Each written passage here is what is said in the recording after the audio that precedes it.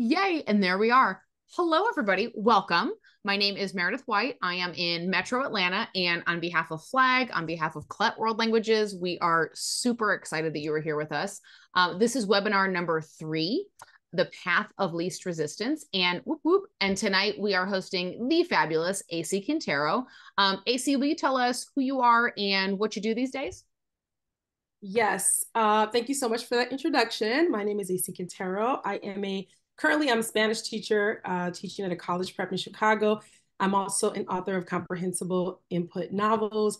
I'm a cat mom, and I have found a new love of cycling around the city. And if you follow me on Facebook or on Instagram, in addition to the things that I post about teaching in the classroom, you will see pictures of me on a bike now. Oh yeah. Heck yeah. No, those have been super fun to follow. Between, yeah, like cats and out and about. Yeah, I love social media has its pitfalls for sure, but it is really nice to be able to share with people and to share quickly and to, kind of real time almost be like, here I am, here's what I'm doing and kind of reflect, which I appreciate that you always do. Agreed. When we look at the path of least resistance, which is the title of your webinar tonight, what can you tell me more about kind of what that means to you or kind of how you came to the path of least resistance? Yes, I can. So let me just clarify because I feel like I've been teaching for about 18 years, Mhm. and I am a big fan of actually using tech in the classroom. Okay. Or I was a big fan of using tech in the classroom. And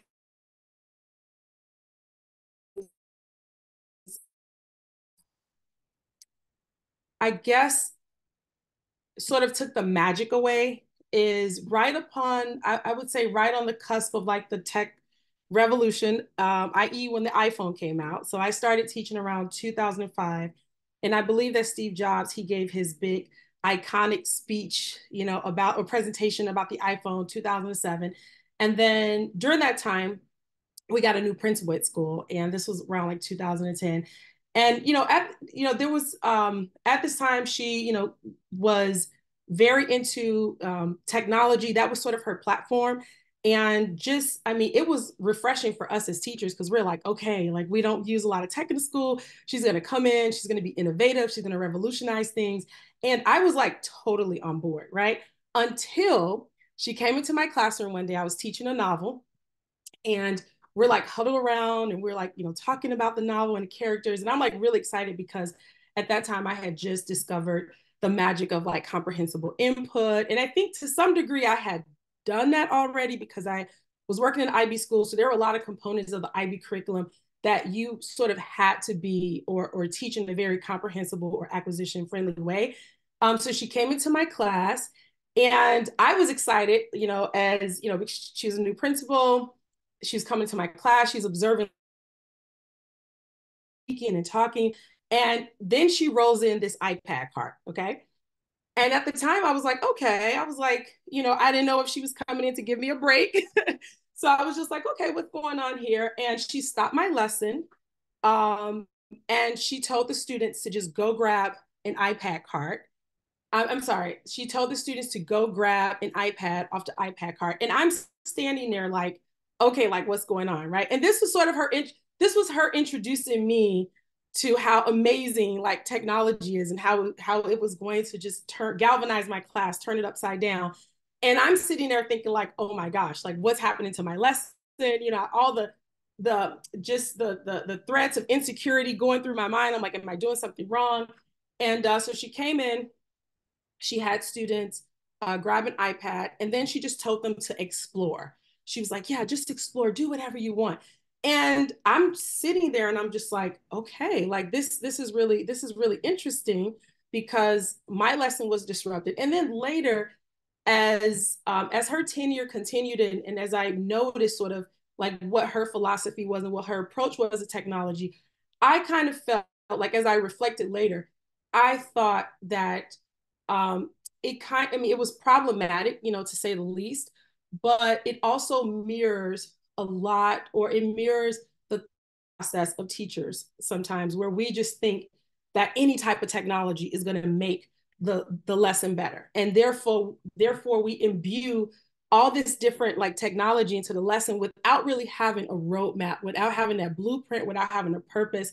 And that's kind of, I would say my years under her were characterized by that. It was just this, by any means possible, make sure you put some type of device in front of the kids, because this is what engagement looks like. And I think over the years, at first I did buy into it, because like I said in the beginning, it was new, bringing the iPads into the school and just seeing what the kids can do on it. It was like, oh my gosh, okay, this is sort of like a breath of fresh air. The kids, of course, they were super excited just to have, these devices in their hands. And something that I think I learned later is, or something I guess I grappled with later was, having imbuing this technology into my curriculum wasn't really promoting engagement, or were the students just excited to have this novel device in their hands, And so I think that's kind of where my road to, having a low tech class. I mean, I think that's where the seedlings were kind of, germinating. I'm thinking about, okay, what does it really mean to, learn and acquire a language, and how can I use technology to assist in that? And so after that, I feel like my attempts to do that, because then we had the project-based learning wave come, right? And it was like everything was project-based learning. And then after that, it was like challenge-based learning. It was like all these different things. And I just felt, I think I felt very exhausted. I felt very exhausted trying to just keep up with everything. I think that there are a lot of upsides to technology, but something that I've realized, in my later years is it also takes a lot of preparation. There's a lot of, I see you have some experience with that as well, right? Well, and like you said, like we were always told too, like technology should be in the hands of the students. Yes. And that was all. And I was like, oh, okay, like super self-conscious about that. But one, how sustainable is that? And how sustainable / how feasible is that? And two, are we sure? Like now, 15 years later, no, like the Right. science is clear and the research is clear that it's super distracting. And the newest Right. research not only says like that they shouldn't be like it's very specific and very clear. But I was with you. I was like, okay, well, they seem more interested. And then I would get compliments and be like, oh, I must be a good teacher. Like they seem excited. They're awake. You know what I mean? Like I was so Right. inexperienced. My bar was also really low. Um, and technology seemed to kind of fill that gap. But yeah, I hear you. Well, I mean, and it's a lot like social media, kind Mm-hmm. of a lot. It is filling some temporary need, and I'm all technology is bad, because I do, and I will, towards the end of our time here together, I will talk about some ways that I use technology. So I still do project-based learning, but I don't do it with a lot of technology, definitely ways around it to be and to maximize the learning. And I think that was just the big thing for me. I needed to feel like I was maximizing the learning. And also, I needed to debunk this myth that real and meaningful learning can only take place when we incorporate technology. And I think that that's something that maybe the tech companies, have sold us on. It's not, if you think about it, I think the irony a lot of times is, when I think about all the technology that we have, well, who really created this? There were people who grew up without technology, right? Like Steve Jobs didn't have Apple Computer, right? Like, so the environment, the society, the environment that actually shaped his thinking, and kind of away from all of these distracting tools, he probably had that sort of slow productivity. He had that deep work ethic, because he didn't have these distractions. And that's when he was able to create something that was sustainable, that was meaningful, and that ultimately revolutionized the world. So I think that that's kind of what I've been grappling with, just making sure that whatever I bring into the class, number one, that it is connected in a real way to the learning, that it is actually going to be a catalyst for that learning, and it is not going to take away. And in my experience, up until the point where I started pulling back and just kind of cherry picking what I use in my classroom, up until that point, it was me using a lot of different platforms, a lot of different tools. And then at the end of the day, where was the learning? You know, the or the students' language development and proficiency, I thought had suffered because not because of my inability to teach, but because of number one, some of just the learning curve with the teacher and the students on learning, you know, how to like navigate these platforms, right? Then you have to think of like the behaviors, you know, because students, they yes, they are excited to have something novel, you know, to not be listening to the teacher because listening to the teacher is boring, right? Or reading is boring. And that's the other message I feel like we're sending them, that the mundane, we always have to transform the mundane moments in life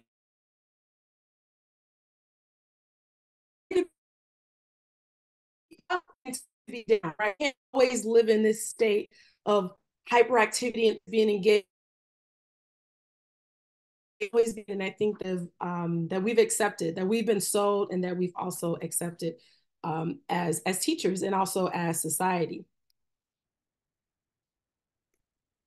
So I guess in continuing this story about my journey, some things that I settled on was that educational technology is a tool and that it needed to be well suited for the task. So with that in mind, there were a lot of things that I, there were a lot of, there were a lot of activities, I would say, or tasks that could be done with technology, but then I also had to ask, okay, what's the alternative, right? Like, how can this be done without technology? And if so, is it going to address a deeper need? So I'll give you one example, and I really hope people don't throw tomatoes at me because I know a lot of teachers use this. So let me just say my disclaimer before I get into, I think you have to do what's best for you and your students, okay?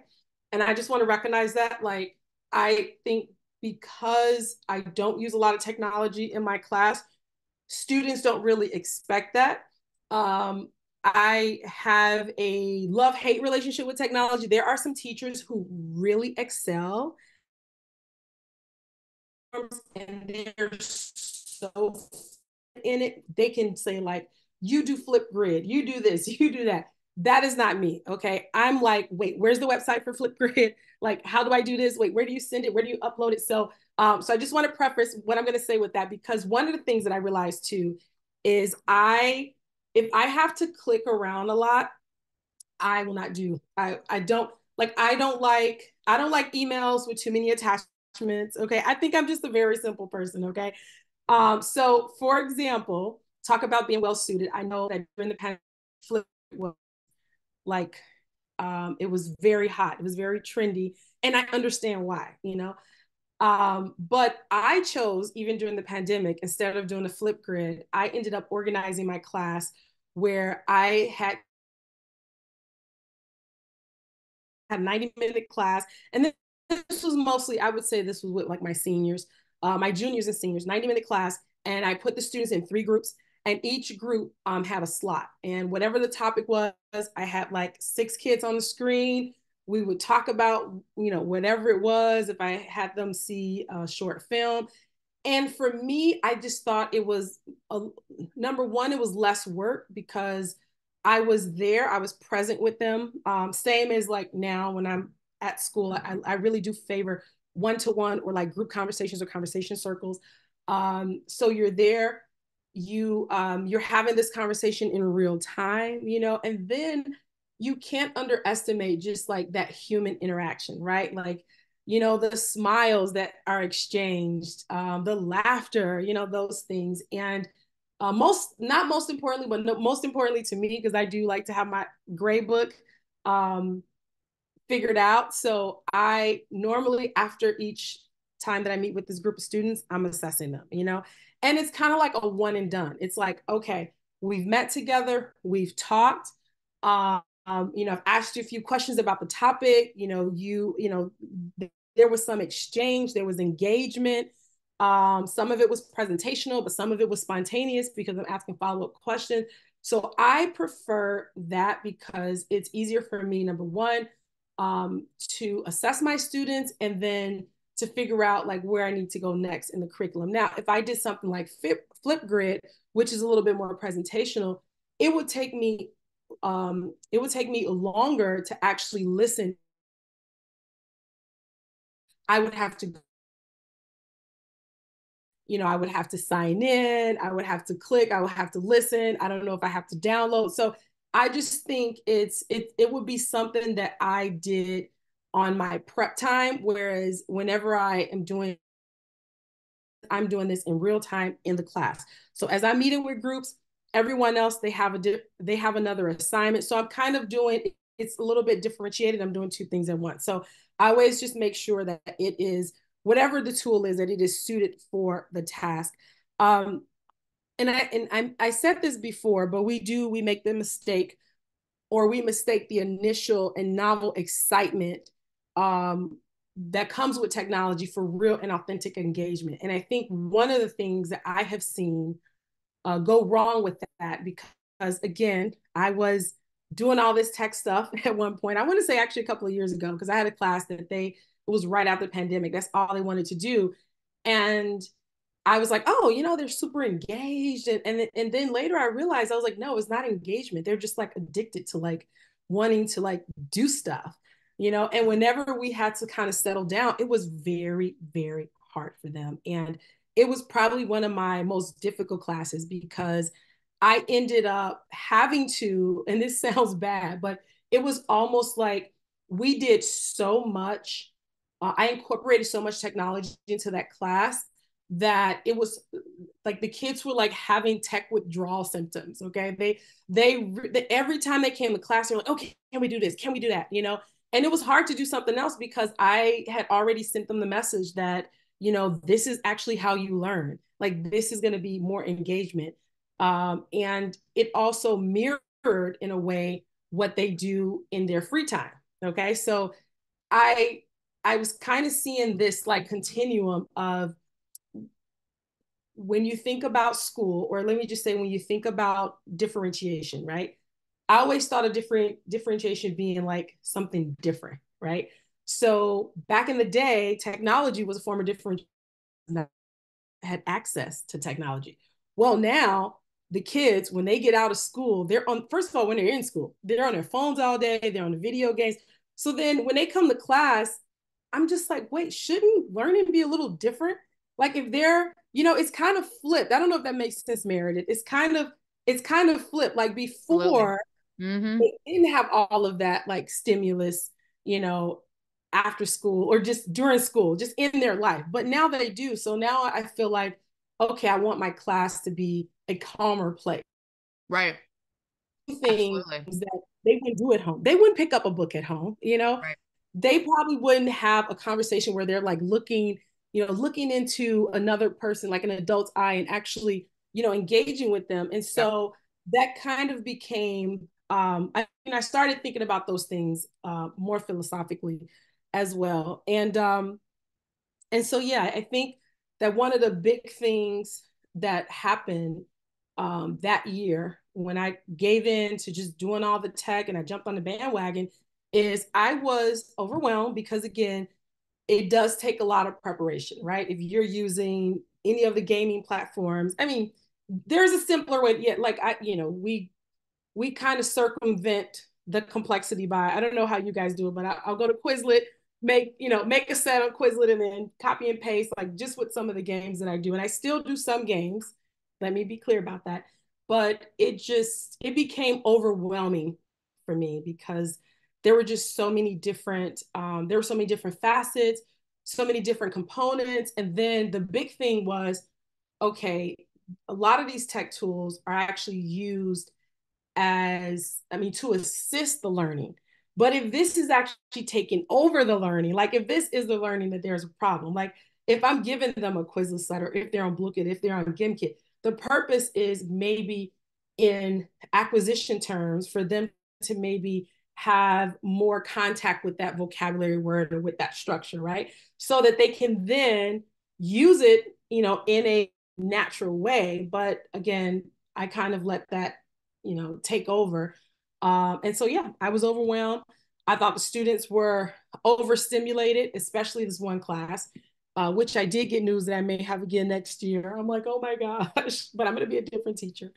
So yeah, those are some of the reasons um, why I decided to just keep things a little bit low key. I also want to bring to you all's attention this book about the paradox of choice, because this was another thing for me. And this could just be by how my brain works, but there are just so many different options. And I just get so overwhelmed. I get overwhelmed. I'm just like, oh my gosh, should we do word wall today? Should we do this? Should we do that? And it just became, just the task of deciding and trying to figure out like what works best.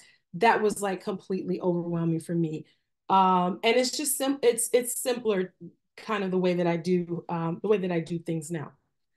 Um, this is a book that I read. So they're, I think, influencing my stance now and my approach to technology. It has definitely been informed by different books that I've read. So I share with you guys the paradox of choice, which is so real if you think about it. Even just in the school, like all the different choices, curriculum wise, all the different curricula that are offered, all the different companies. Um, I also think with differentiation. So this is like a side note, but that book helped me to stop offering so many choices to students, because like I believe in some choice, but it was driving me crazy. It was driving me crazy. And it's just, I don't know. You know, you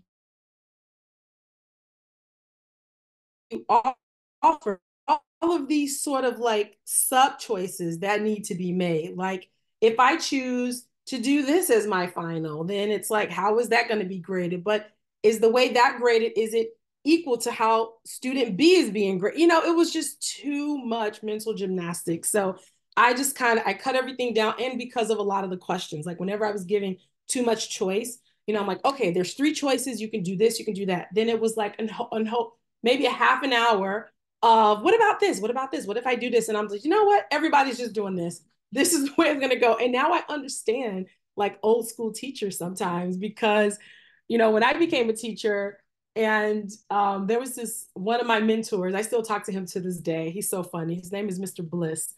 And he would always, I mean, the way he ran his classroom, it was like, it was this, this is what you're going to do at this time. Everybody, like everything was the same. And I was like, no, there's no equity there. There's no differentiation. But now I understand why teachers make those choices. So that's just a little side note. So this book here, Dopamine Nation, I think one of the things that I learned, even for myself, again, talking about like technology and like social media, I learned how the brain is just flooded with all of like the pleasure centers are just flooded with all of this, stimulus or stimuli.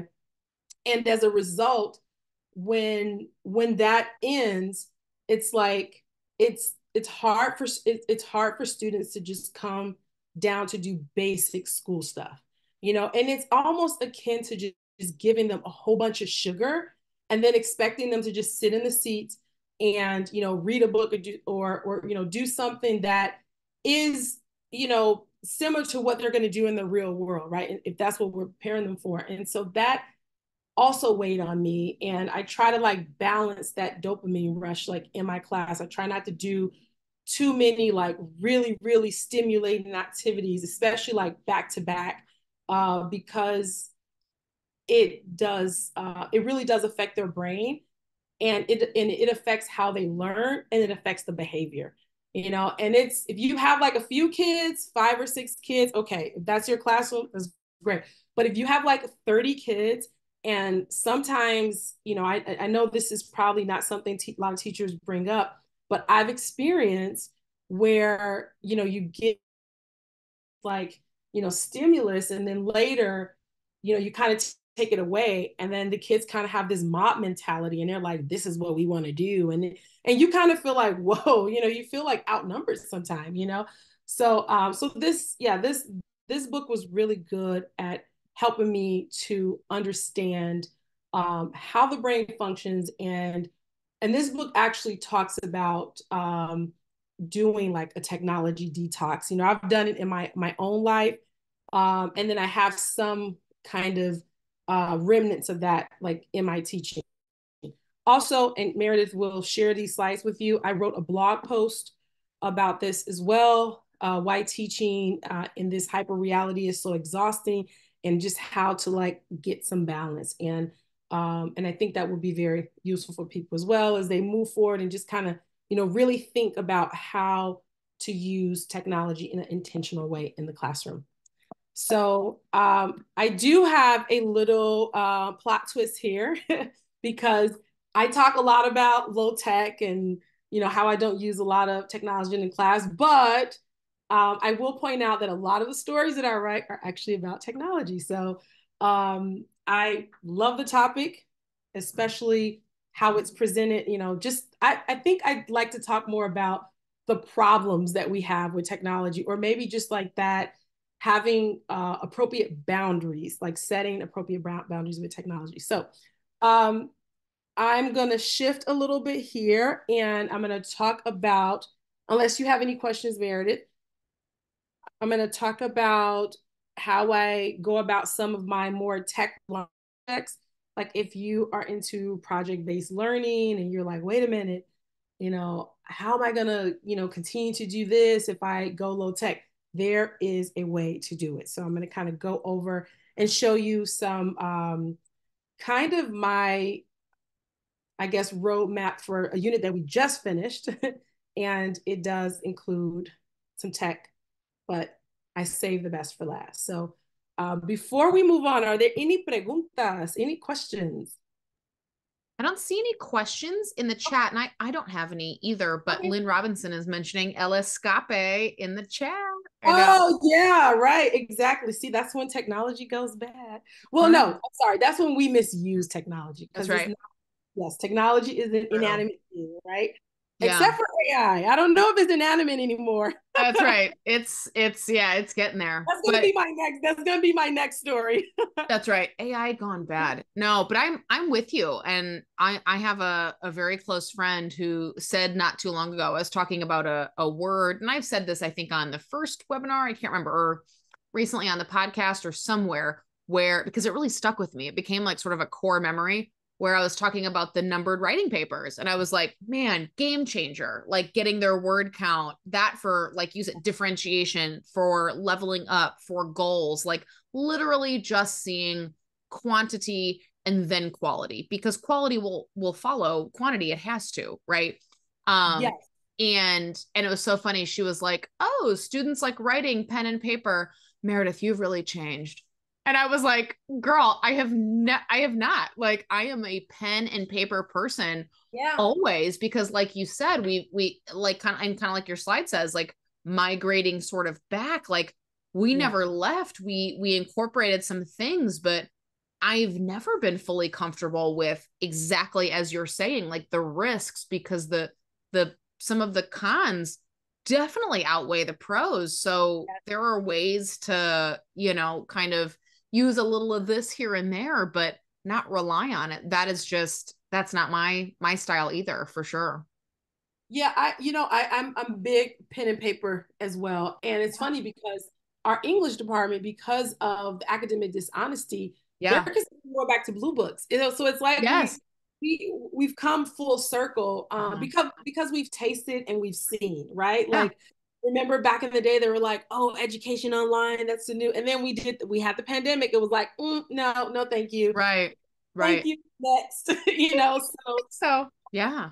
no, Well, seriously. and like students typing stuff. I've never had students type responses like in Spanish. And I remember the big thing was take them to the computer lab, like 10, 15 years ago, take them to the computer lab they should be typing up an essay. They need to get ready for college. Or like there was some weird justification of like, they need to get ready for X and they need to be typing. Well, now we've seen they're typing all day, every day. They don't need Right. to practice typing. They're typing all the Exactly. time and they still might not type well. Like, I don't, what is it that I'm supposed to be like getting them ready for? No, thank you. We'll stay on paper. Thanks so much because the rest of it seems really hard and not Yeah, that's worth it. right. That's true. And I know with writing, I do a lot of quantity first before quality. Yeah, Um, same. I think it's a great diagnostic tool for teachers. Mhm. Um, it's a good sort of like dipstick type of, assessment for them, but also the students, when they see how much they've written, like, I have the lines and then, there's 7 spaces per line and they add it up. And Yes. they're going around, they're like, oh my gosh, Spanish 1, Mhm. after like a few weeks of Spanish, they're like, I wrote 50 words. Right, I right. And the kid who you know, turns the paper over first, everyone in class is like, she's on the back. Does that mean she's over 100? I'm like, yeah, sure does. And I know there was a Latin teacher in my school. She brought this up. There was a study. I think it confirmed the, I guess, handwriting brain connection. And so I did. I mean, I know that a lot of things are going like online, but I think with language specifically, this is something that we do want to keep kind of like we don't want our language shifted to the annals of technology. They're already trying to replace language with like computer classes and all, you know what I'm saying? I'm like, we want to keep Amen. language as authentic, as real, as present as possible. Yep, The survival of our program actually depends on it, in a lot of cases. absolutely. But yeah, some of the reasons that I sort of like migrated, back. Number one was a lot of the tech reliant projects that I had embarked on, like I mentioned earlier, just the time commitment. It was like you spend so much time learning like the ropes of the platform and like doing all this stuff that's really not necessarily like endemic to learning a language. And then at the end, the end result is like, oh my gosh, we spent 7 weeks on that. And you literally just did a presentation on Hola Mi Llamo or whatever, So it's kind of, I think that was a big deal breaker for me. The academic dishonesty, it's so rampant, and just having to monitor it. I'm sorry, having to monitor it all day. I'm just like, I can't do this. Like this is too much. And the students nowadays, I think that they're I don't know if they see it as academic dishonesty because they're digital natives and they've grown up in this era where the computer, it's like an extension of them, and it's like, well, I'm using this to produce this. Like they still see themselves connected in some way, whereas like a lot of us who grew up where we were sort of introduced to these tools, we're like, wait a minute, like, okay, no, this is actually enhancing what I'm doing. Like, that's not really me. So I Right. Absolutely. think so, and it was exhausting all the time, Yeah. monitoring, and then you have students who are super, uh, shoot, I was on the tip of my tongue, defiant. Students are defiant. They're like, you can't prove it. So I was just like, yeah, I don't, no, thank you. The off task students, I mean, it's just like, you do these big projects, already issues with the technology, but then you have students who are there already planning from the outset, like, hey, I am going to be problematic here. This is what my agenda is. So, that was really discouraging. And then just not really using the target language as much. So what I what I've done as kind of how I've reimagined my classroom with low technology is implementing these sort of tech reliant projects with a low tech approach. And for those of you who've been teaching a long time, you're probably like, you know what? I think I have an idea of where AC is going. So this is an example of a project. Okay, good. I minimized this. This is an example of a project we just finished. And the culminating activity was going to be, well, there were a few culminating activities. One was a presentation, and the other one was like a movie that we were going to watch later. So students did a multi-week project on Puerto Rico. They had to choose a topic related to Puerto Rico and then create a presentation teaching their classmates about a cultural practice, a product, or a person. So the first thing that we did, and I'm going to contrast this a little bit with like the old me. The old me would be like, okay, use your Chromebooks and, here's your topic, or choose a topic and then do your research. Nope, that's not how I did it this time. First task, I have everything sort of lined up here. First task was choose your topic and then do the follow. And on the cards, there were different like pictures and topics so they could come up. They chose their topic. They had to write about their topic, why they chose that topic. So they had to actually think like, well, why did I choose bomba instead of the cuisine? Like what was my thinking process? Am I just drawn to dancing? Was I drawn to the picture? And I really make them think about it. And it's kind of, that's sort of the process I use just throughout. Like even when I'm doing free volunteering reading and they're choosing their novels, they always have to tell me what resonated with them. Why did you choose that novel? What just kind of grabbed you? They have to talk about their prior knowledge, and then the vocabulary words that they're going to anticipate learning, because depending on the topic, there's going to be specific, maybe geographical, maybe that sort of like premeditative thinking about that, which is helpful. So then after this task here, they do an informal speaking or writing task. So they're number one, they're editing. They're going to work and peer edit with a partner. So everything that they wrote, it could be just a paragraph. They share out with their classmates.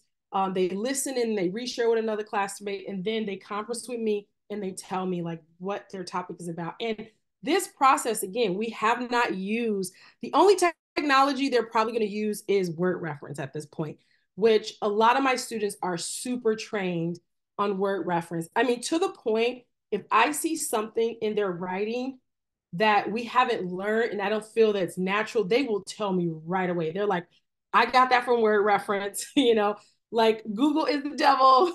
I got that from word reference. And I do a lot at the beginning of the year training them on how to use it because it is a great tool. And again, I'm just, kind of just going through this.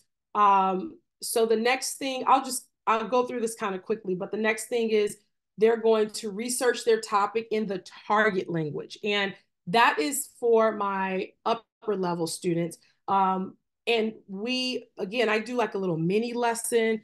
I have my, I'll go in and I'll show them how to like type simple topics into the search bar in Google. And then we look at articles and we'll kind of look through and for cognates. And so they have and they have sort of that like criteria that they use for choosing an article that is comprehensible to them. And then we even talk about strategies on like, you don't have to read every word. Like this is kind of how you read. This is how you take notes. So that's the second thing that they did. So each of these activities, from telling me about their topic to researching five things about their topic, it's in stages. And then at the end, and you will notice here that after whatever they do, if it's research, it's always going to transition to talk with a partner, peer edit with a partner, share with a partner, share around class, and they end up talking to me, the teacher. During this process, they get sort of a graded speaking rubric. So I'm not necessarily grading for accuracy. I'm grading for like topic, richness, the ability to elaborate. Those are the things that are going to help them later when they do their presentation. So I'm going to fast forward. And then this is sort of this is task 8 and 9. So at the end, after they've kind of constructed, they've done their research and they have a good, let's say, 10 or 12 facts. Now they're going to write a timeline and a to-do list. And this was the game changer with me in terms of technology, because they have to write, and I have them write it in the target language. And they're just pretty much like using like infinitives a lot of times, but they write a timeline and to-do list, and they tell me how they're going to do their research, what are the important or core components of their research. And then once I check that off, they can use their computer. We have I normally give them 2 class periods to do their research in class, and I'm walking around, I'm checking in with them. And then later they present in their small groups, they get feedback, and then they do a class presentation. And then they get a grade for that. And then the other students who are listening, they get like a minor grade for listening as well, and writing down and asking questions about the presentation. So those are kind of, that's, if you notice, this was like a 10-step project, and we didn't really get to the technology until like after task 8. And that way the kids already, they've cycled through their articles. They have an idea of what they're going to present. They've had all these little mini lessons and learning. So by the time they present, they have really good, solid projects. And they also have to share with me the platform they're going to use and why that platform is best suited for their particular topic. So they get really excited about that, but they have something now, opposed to just like giving them or allowing them to use technology at an earlier stage where they're going to get distracted. So that's it really cut down a lot of my issues, to be honest with you, a lot of the behaviors, because they were so invested in actually presenting, to their classmates. Just things that I do in high voltage activities in the classroom. So no surprise here, we do a lot of reading. So I do like a free volunteer reading unit where the students get to select a book. And it pretty much is like the same process. They select the book, they talk about, we have different checkpoints where they talk about the book. They'll move from talking about the cover of the book to different themes. If there is a particular like grammar point that's related to the unit, then we'll kind of, incorporate that. So by the time we get to free voluntary reading, I normally like to teach the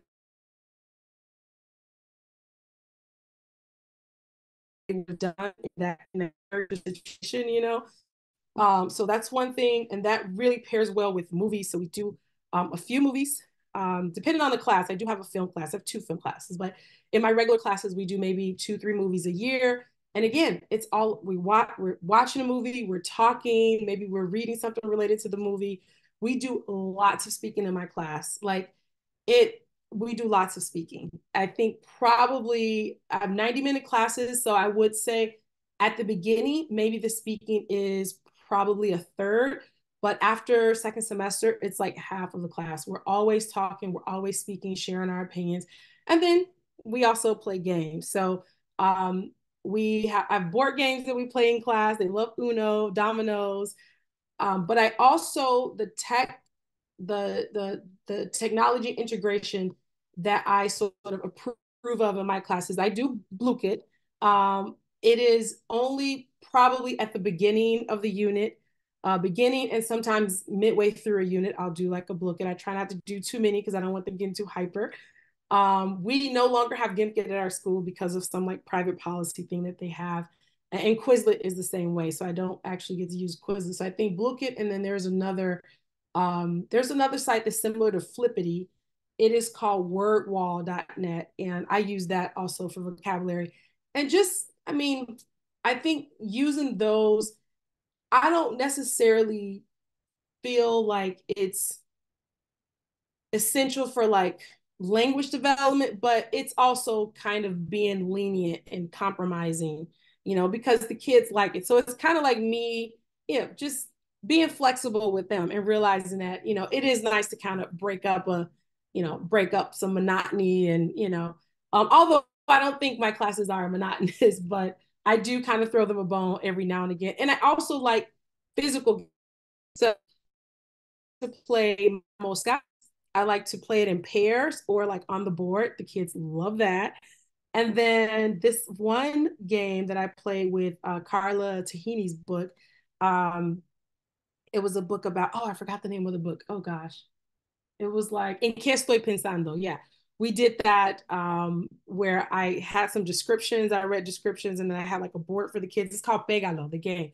And they like hit it. So I do games. I do games and I integrate technology, but I have to make sure that it is purposeful and intentional and it is aligned with what it is that the students are going to produce in